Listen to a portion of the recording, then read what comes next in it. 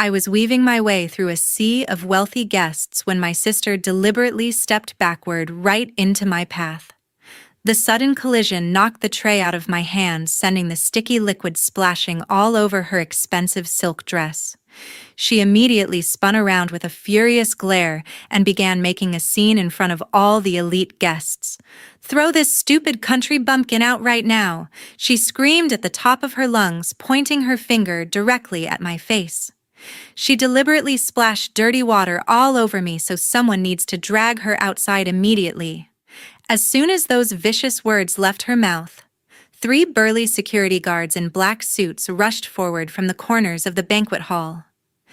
They reached out to grab my arms with the clear intention of dragging me out of the building. I froze in humiliation as the entire room fell into a dead silence, everyone watching the spectacle unfold. Right before those massive hands could touch my uniform, a voice suddenly rang out from behind the crowd. The strong and commanding voice made the entire room fall completely silent. "Don't touch her. Or leave your thoughts in the comments section below.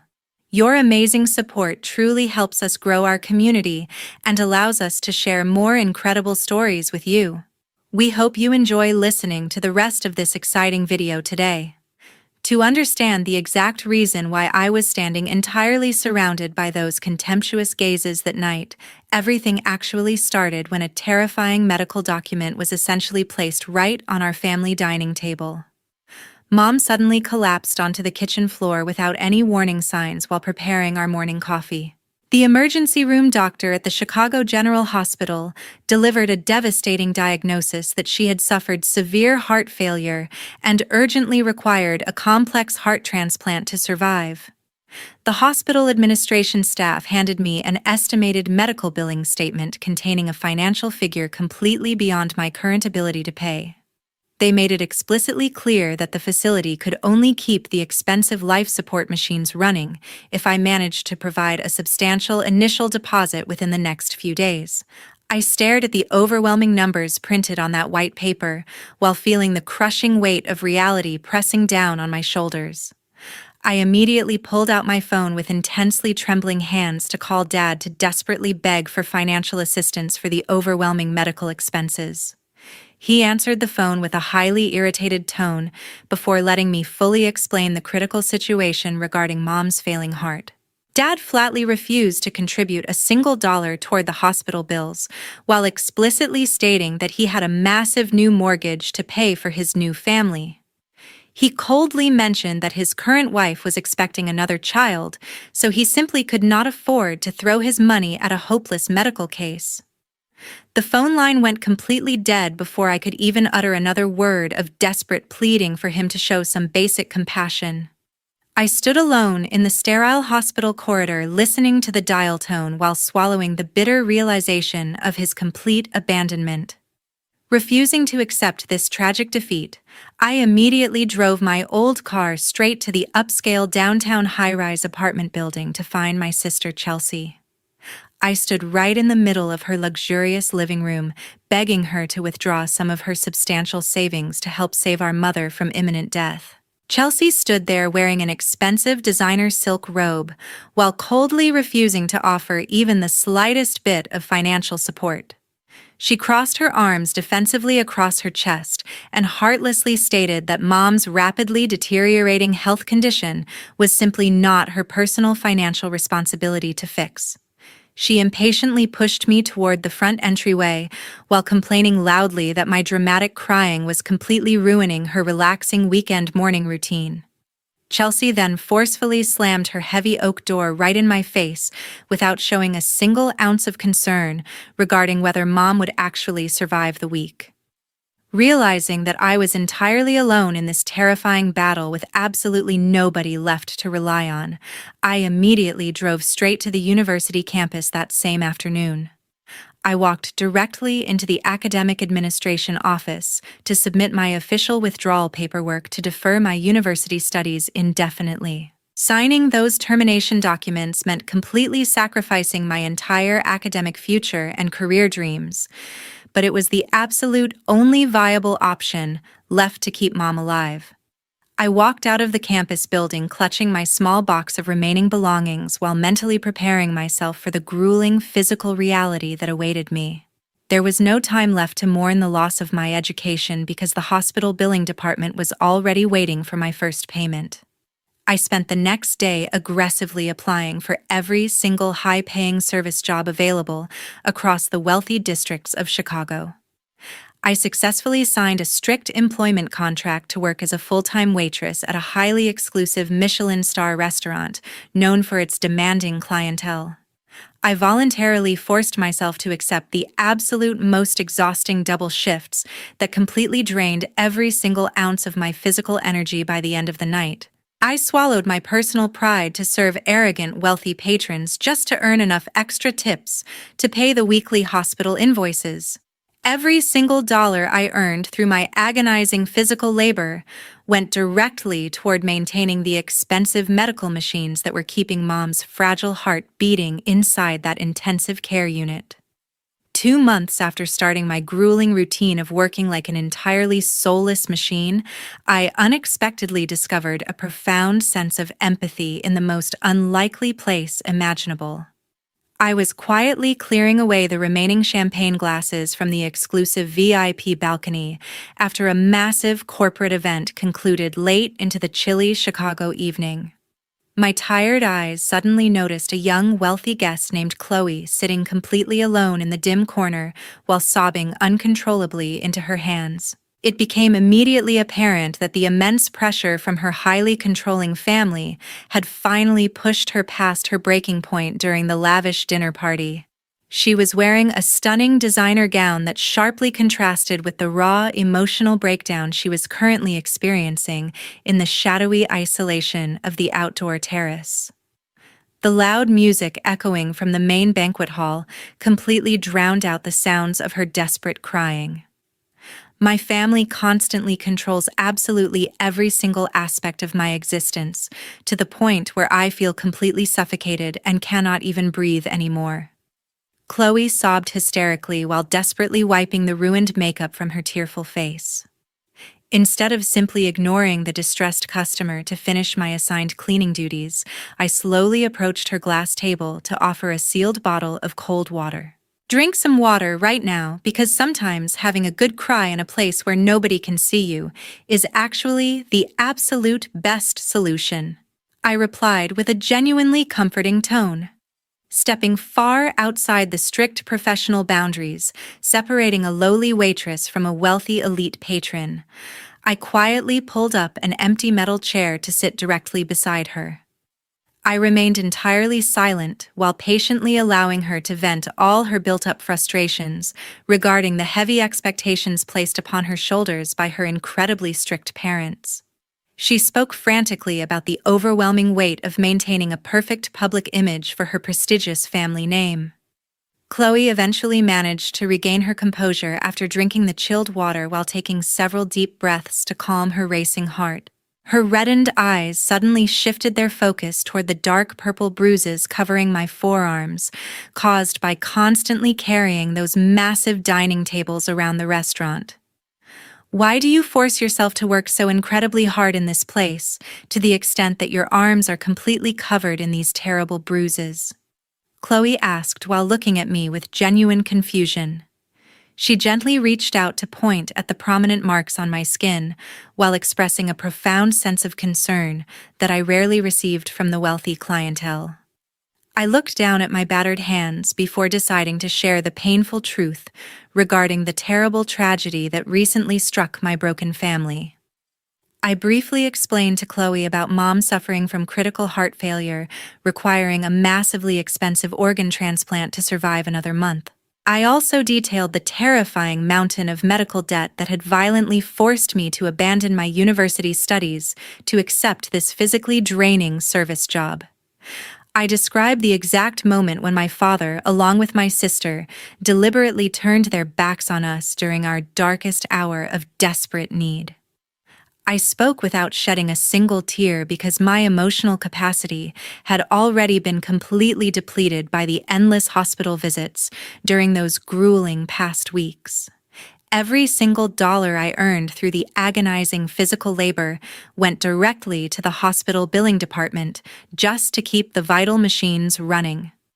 Chloe listened to my entire tragic explanation with intense focus without ever interrupting or offering the typical empty words of meaningless pity that wealthy people usually provide. She completely understood the gravity of my horrifying financial reality while recognizing the incredible sacrifice I was making for my sick mother. She immediately wiped the remaining tears from her cheeks before standing up, with a sudden look of fierce determination shining brightly in her eyes. The wealthy girl pulled out her expensive smartphone to urgently request my personal phone number while adjusting her designer coat over her shoulders. Chloe looked me directly in the eyes while delivering a firm promise that she would utilize her extensive resources to intervene in my desperate situation. She turned around to walk back into the crowded main banquet hall, leaving me alone on the balcony, with a strange new spark of hope igniting inside my exhausted chest. Exactly 3 weeks after that brief conversation on the restaurant terrace, an unexpected phone call from the General Hospital finally pulled me out of my absolute despair. The hospital financial department administration abruptly notified me that the entire massive cost for the critical heart transplant had been completely paid without a single penny missing. The senior billing coordinator explained that a prestigious corporate charitable foundation had suddenly stepped forward to cover the overwhelming medical expenses entirely anonymously. I dropped my worn cleaning rag onto the restaurant floor while completely collapsing against the cold tile wall in pure disbelief upon hearing those miraculous words. The crushing weight of the impossible debt instantly vanished from my exhausted shoulders, allowing me to finally breathe normally for the first time in several months. The senior hospital administrator handed me a thick stack of finalized receipts, proving that the mysterious corporate charity had cleared the entire outstanding balance. I signed my name across the bottom line with trembling fingers while silently thanking whatever benevolent force had decided to intervene in our desperate situation. The very next morning, after receiving that life-saving news, Chloe suddenly appeared right inside the intensive care unit room, alongside a tall man wearing a white medical coat. She walked directly toward the sterile hospital bed to formally introduce her older brother, who would be taking complete charge of the complicated medical situation. "Brenda, this is Arthur, my older brother, who is also the cardiovascular surgeon who will personally operate on your mother today," Chloe stated clearly. Arthur immediately began reviewing the extensive medical charts attached to the hospital bed while giving clear instructions to the attending nursing staff. He meticulously checked the various life support monitors displaying the erratic heart rhythms before turning his full professional attention toward my exhausted face. "The transplant surgery is highly complex, but I promise to do absolutely everything physically possible to save her life," Arthur said, while reviewing the thick medical chart. The highly anticipated heart transplant operation proceeded through several agonizingly tense hours, while I paced endlessly back and forth across the sterile waiting room floor. I clutched my cold hands tightly together while watching the glowing red surgical sign illuminate the otherwise completely empty hospital corridor. The surgical team worked relentlessly behind those heavy closed operating room doors to carefully replace the failing organ with a healthy donor heart. Arthur eventually emerged from the surgical wing while removing his surgical mask to deliver the incredibly relieving news that the delicate procedure was a massive success. He confidently assured me that they had successfully pulled Mom back from the very brink of death to officially begin her long road toward physical recovery. Several weeks passed until Mom finally stabilized enough to be transferred out of the intensive care unit into a regular hospital recovery room.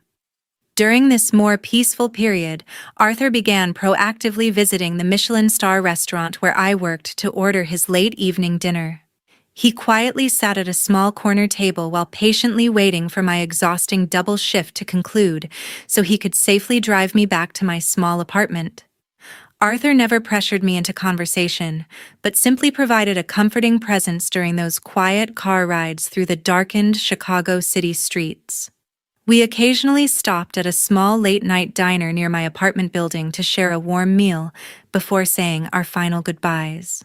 Those brief late-night encounters slowly transformed our dynamic from a relationship built purely on profound gratitude into a deeply genuine romantic connection. We started spending my rare days off walking through the local city parks while sharing our personal aspirations beyond the heavy burdens we both carried.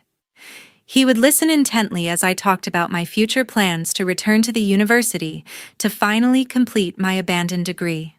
Arthur consistently demonstrated an incredible level of genuine respect for my relentless work ethic instead of treating me like a helpless charity case. His unwavering support provided the exact emotional foundation I desperately needed to rebuild my shattered life from the ground up. The terrifying nightmare that had previously consumed my entire existence was finally beginning to fade away into a much brighter reality filled with actual hope. I found myself completely falling in love with the exact same brilliant surgeon who had miraculously handed my broken family a second chance at life. 1 month after Mom was finally discharged from the hospital to begin her slow recovery at home, I personally stripped away a rotten mask of deception right at my place of work. I was pushing a heavy metal cart full of clattering dirty dishes through a secluded service hallway when I suddenly heard the familiar shrill voice of Chelsea echoing from a dark corner ahead. I instinctively stepped behind a large decorative wooden screen to witness Chelsea pretending to sob hysterically while speaking into her expensive gold smartphone with an intensity that seemed almost professional. She was leaning against the cold marble wall while making exaggerated gasping sounds to convince whoever was on the other end of the line that she was in deep mourning. "Marcus, my love, my mother is currently in the hospital and desperately needs money for her medical bills, so could you please transfer $20,000 to me right now?" Chelsea said in a flirtatious voice over the phone while wiping away fake tears. The cruel truth hit my mind like a physical blow as I realized my own sister was exploiting Mom's near-death experience to scam that man just to fund her own lavish lifestyle. I stood frozen in the shadows while listening to her weave a complicated web of lies about expensive surgeries that had already been fully paid for by a charitable foundation several weeks ago. Chelsea continued her disgusting performance by promising to pay him back soon, even though she clearly had absolutely no intention of ever returning a single dollar. I felt a surge of pure adrenaline coursing through my veins as the sheer audacity of her greed became painfully apparent in that quiet hallway. She never threw a single penny toward Mom's care, yet she dares to use her life to extort money from others. I whispered to myself while clenching my fists until my knuckles turned white with anger. Instead of rushing out to confront her immediately in front of the other staff members, I bit my lip hard to suppress my burning rage while deciding to step back and gather more information. I knew that a public scene without proper preparation would only allow her to manipulate the situation to make herself look like the victim once again. I waited patiently until I heard the clicking sound of her high heels fading away toward the main dining area before I finally stepped out from my hiding spot. My heart was racing with a mixture of intense anger and a cold determination to ensure she finally faced the consequences of her heartless actions. I realized that exposing her in the middle of a busy shift would only result in my own termination from the very job that was paying for our daily living expenses. I quietly made my way to the manager's station to wait for a brief moment when the computer was left unattended so I could check the digital VIP reservation records. My fingers flew across the keyboard as I searched through the recent booking history until I found the specific name she had mentioned during her manipulative phone call. I discovered that the man named Marcus was actually a high-profile corporate executive who frequently visited our establishment to host expensive business dinners for his elite associates. The records indicated that he was a generous spender who always requested the most secluded tables and ordered the most expensive bottles of wine on the menu. It became chillingly clear that Chelsea had targeted this wealthy man specifically because of his deep pockets and his apparent willingness to fund her every selfish whim without asking many questions. I carefully noted down his full name and the dates of his upcoming reservations to ensure that I would be prepared for the next time they appeared together. The realization that she was actively using our mother's suffering as a tool for financial gain made my blood boil with a cold fury that I had never felt before. I realized that Marcus was likely just one of many victims she had manipulated over the years, while Mom and I struggled to keep the lights on in our small apartment. 4 days before the highly anticipated annual staff evaluation period began at the restaurant, a new piece of reservation information pushed my patience to its final limit. Mr. Harrison had just posted the latest VIP guest list on the communal bulletin board in the staff break room while I was preparing for my busy afternoon shift. My entire body went completely numb when I personally saw Chelsea's name listed for a massive celebratory banquet to mark her recent corporate promotion. She was planning to host an incredibly lavish party for her wealthy associates at the exact establishment where I spent 14 hours a day scrubbing floors. Recalling the disgusting lies she told on her phone regarding Mom's medical bills made me realize that I absolutely could not remain silent anymore. This golden opportunity was exactly what I needed to finally expose her cruel nature in front of the elite social circle she desperately tried to impress. I walked directly toward Mr. Harrison's private office without any hesitation, while ignoring the curious stares from the other waitstaff members in the long hallway. I knocked firmly on the heavy wooden door before stepping inside to directly request the primary responsibility of serving Chelsea's upcoming VIP table on Saturday night. Mr. Harrison, I would like to officially request the lead server position for the VIP banquet belonging to the guest named Chelsea this Saturday evening. I stated with absolute determination. That celebration is an extremely high-profile event for our reputation, so are you truly certain that you can manage it without any mistakes? Mr. Harrison asked while raising his eyebrows in suspicion. I am fully prepared to stake my entire professional career on the promise that I will provide her with an evening she will never forget. I replied while looking him directly in the eyes. Mr. Harrison appeared visibly surprised by my sudden intense request, but he eventually nodded his head to grant me full control over that specific dining area. He noted my name down on the official scheduling sheet while reminding me that our restaurant's Michelin star status depended on my perfect performance that night. I thanked him briefly before exiting the office to return to the quiet staff locker room to begin my own personal preparations for the coming storm. I carefully pulled out my crisp white serving uniform to begin ironing out every single tiny wrinkle until the fabric looked sharp and professional. My hands remained steady as I polished my black service shoes until they reflected the dim fluorescent lights of the small room like dark glass. I focused entirely on maintaining a cold and calculated mindset because any display of genuine emotion would only jeopardize my plan to reveal the truth. The thought of Chelsea spending Marcus's money on expensive wine while our mother was barely recovering at home fueled my resolve to succeed. I spent the remainder of my shift memorizing every detail of the expensive menu to ensure that my service would be beyond any possible reproach. Every single movement I made was now part of a deliberate strategy to reclaim the dignity she had tried to steal from us. I envisioned the shocked expression on her face when she finally realized that her lowly waitress was the sister she had so heartlessly abandoned. I placed my perfectly pressed uniform back into my locker while mentally counting down the hours until the Saturday night banquet finally arrived.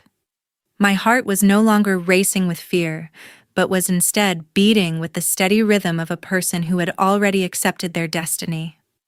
I walked out of the restaurant into the cool night air while feeling a strange sense of calm settling over my previously troubled mind. The confrontation was now inevitable, and I knew that the truth would finally emerge from the shadows of her massive deception. On that specific Saturday evening, the main dining hall was buzzing with intense energy until the deceptive mask Chelsea had worn for so long finally shattered into pieces. I stood near the entrance of the VIP section while holding a heavy tray of cocktails as my sister walked inside, with a look of extreme superiority displayed across her face. Chelsea walked through the crowded room while clinging tightly to Marcus's arm before she purposely redirected her path to come directly toward the area where I was standing. She pretended to be completely engrossed in a private conversation with her boyfriend until the exact moment she reached my position, and intentionally shoved her shoulder into mine. The force of the sudden impact caused the tall glass of red liquid to tilt precariously before it spilled entirely over the delicate silk fabric of her light-colored designer gown. Chelsea immediately erupted into a calculated fit of rage while screaming at the top of her lungs to ensure that every single wealthy guest in the vicinity was watching her performance. "Mr. Harrison, you need to fire this incompetent little girl immediately because she just ruined my expensive dress on purpose," Marcus shouted while pointing his finger aggressively toward my face. 3 burly security guards in dark suits immediately rushed from their posts to surround me with the clear intention of physically removing me from the prestigious establishment. I stood my ground without flinching, while the entire room of wealthy diners watched the escalating drama with a mixture of curiosity and disdain for a lowly waitress. Just as the largest guard reached out to grab my shoulder, Mr. Harrison stepped forward with his arm raised to block their path, while his voice boomed across the hall. He commanded the security team to stop their aggressive movements immediately, while stating with absolute authority that nobody was allowed to lay a single finger on me.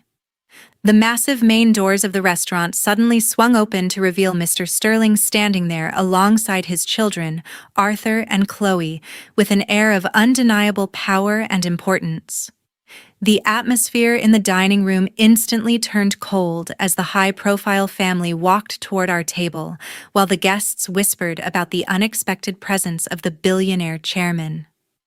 Marcus turned an ashen shade of gray as his eyes met Mr. Sterling's stern gaze, while he realized that his powerful employer was witnessing this humiliating public scene.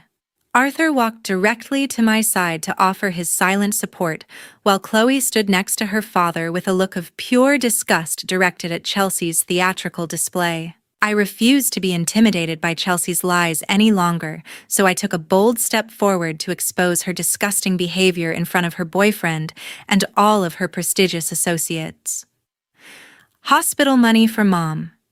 You have never spent a single cent on her medical care because you used every dollar you extorted to buy those designer handbags instead. I shouted directly at Chelsea while the entire room fell into a shocked silence.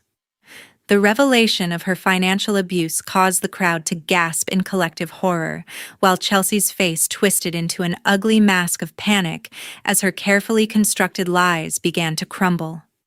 Marcus looked back and forth between Chelsea and Mr. Sterling, while trying to comprehend how the woman he loved had been using a dying mother as a pawn for her own greed.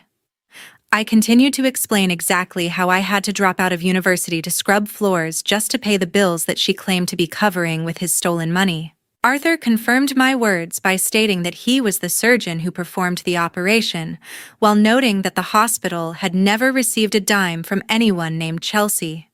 The silence that followed was heavy with the weight of the truth, while the elite guests looked at Chelsea with the same contempt she had previously shown toward me. Mr. Sterling stood with his arms crossed over his chest while observing the chaos with a cold and calculating expression that signaled the end of Marcus's professional career. Chelsea tried to stammer out a pathetic excuse to defend herself, but the evidence of her treachery was far too overwhelming for anyone to believe her desperate lies now. The realization that she had been caught in the middle of a Michelin star restaurant in front of the most powerful people in Chicago finally broke her spirit. She looked around the room and saw only judgment and disgust instead of the admiration she had spent months trying to manufacture through her deceitful actions. I felt a profound sense of relief washing over me as the burden of the secret I had been carrying was finally lifted in front of the people who mattered most.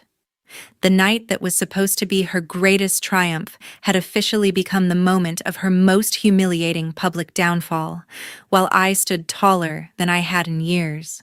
By early Monday morning, immediately following the chaotic events of the gala evening, the most severe consequences began to descend upon those who had lived their lives through constant deception.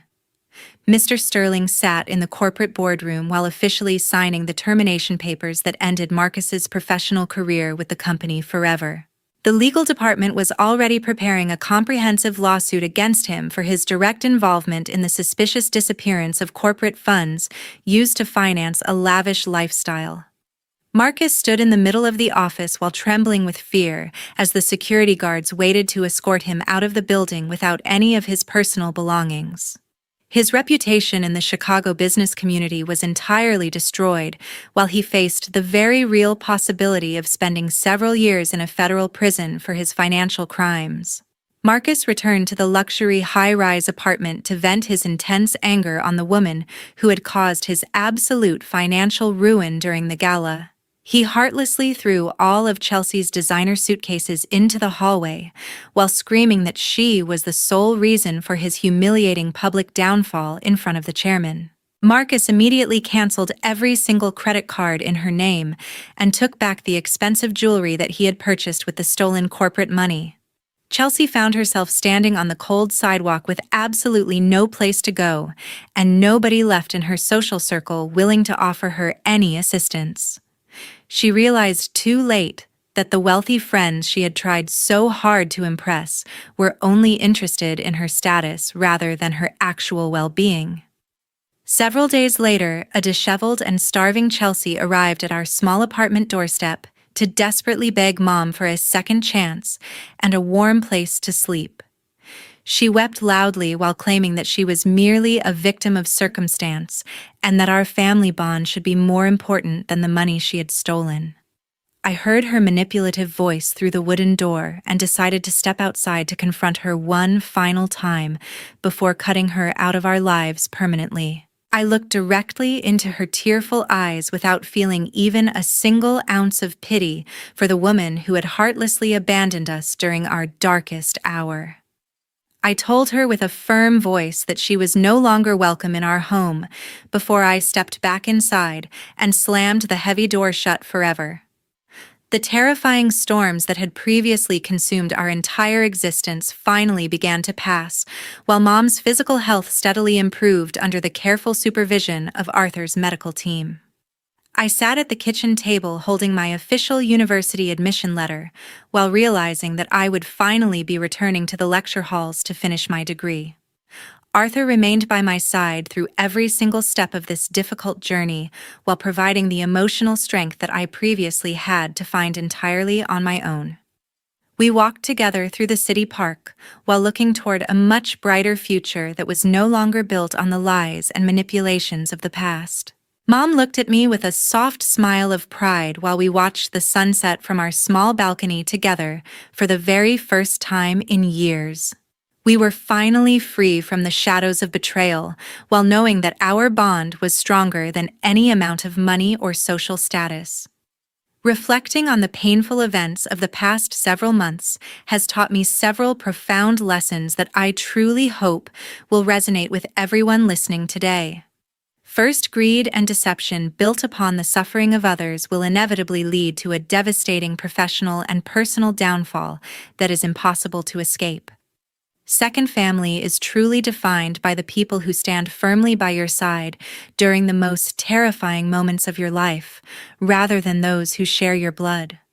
Finally, honest hard work and unwavering integrity will eventually open the doors to a peaceful future, regardless of how many obstacles are currently standing in your way. Thank you so much for staying with me until the very end of this incredibly emotional journey that my family had to endure. Do you believe that my decision to permanently close the door on my sister was too harsh, or was it a necessary step to protect our peace?